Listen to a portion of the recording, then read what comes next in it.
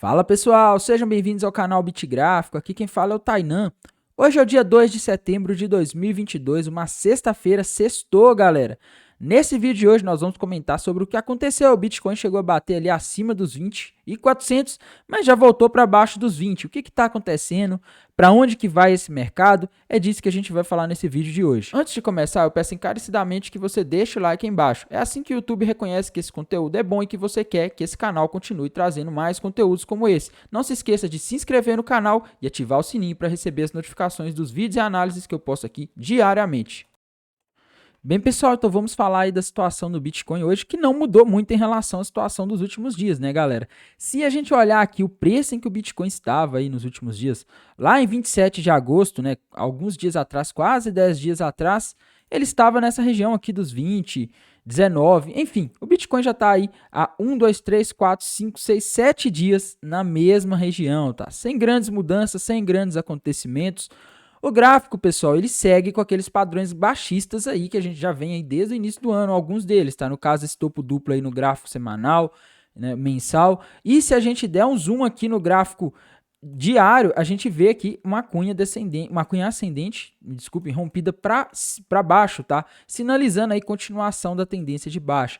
Como eu disse para vocês nos últimos dias, é bem complicado abrir uma posição vendida aqui, porque a gente tem aí o indicador Rush Rainbows mostrando que os mineradores diminuíram a pressão vendedora sobre o mercado e que também a gente está, né, se a gente olhar o gráfico aí de análise técnica, a gente está em cima da média móvel de 200 semanas, que foi suporte do Bitcoin nos últimos bear markets. Então, é muito difícil de ter uma visão clara, tá? Quem olha o Price Action tá apostando em mais baixo. Quem olha a análise técnica aqui tá apostando em alta. Quem olha a análise on-chain, dependendo do indicador que a pessoa olha, tá apostando em alta. E hoje, pessoal, aconteceu algo muito positivo que causou esse movimento aí de alta nos mercados. Tá? Se a gente observar aqui a hora que o Bitcoin subiu hoje de manhã, né, durante a manhã aí, foi ali por volta de 9 horas da manhã e 11 horas. Tá? O que aconteceu esses horários?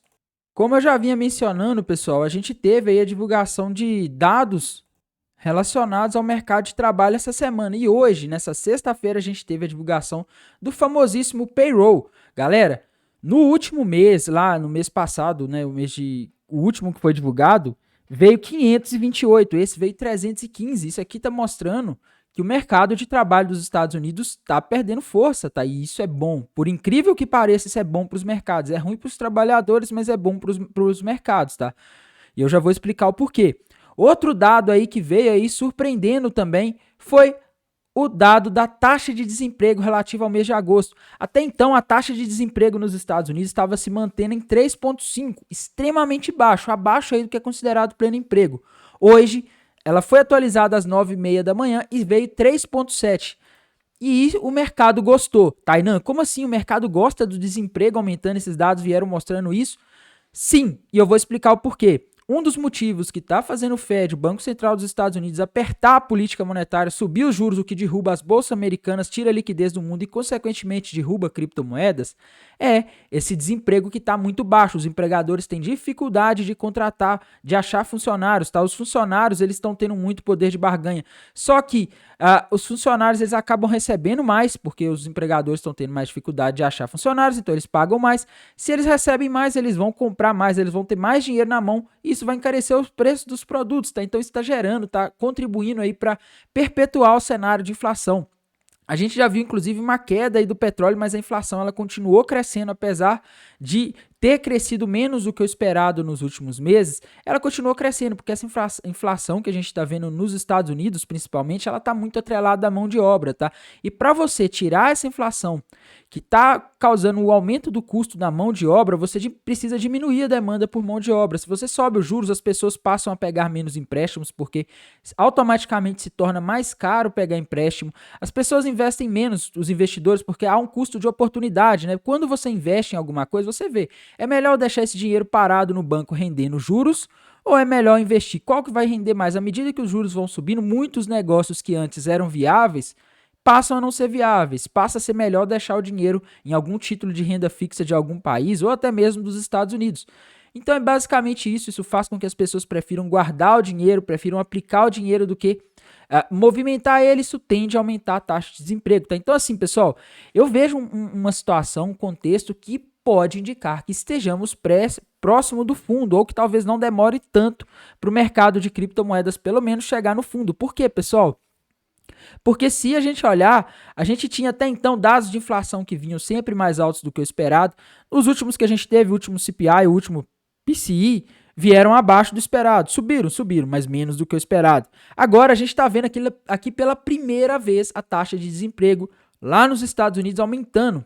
Tá? Depois de muito tempo, né, pessoal? Já teve outros momentos, mas depois aí dessa subida aí, depois que o mercado de trabalho ficou muito aquecido, a gente está vendo a taxa de desemprego aumentar. Tá? Isso aqui mostra para o mercado que a política monetária do Fed, de subir os juros, está fazendo efeito e mostra que o Fed, o Banco Central dos Estados Unidos, ainda tem credibilidade com o mercado. Quando ele fala que vai subir os juros, as pessoas começam a parar de investir simplesmente por medo, tá?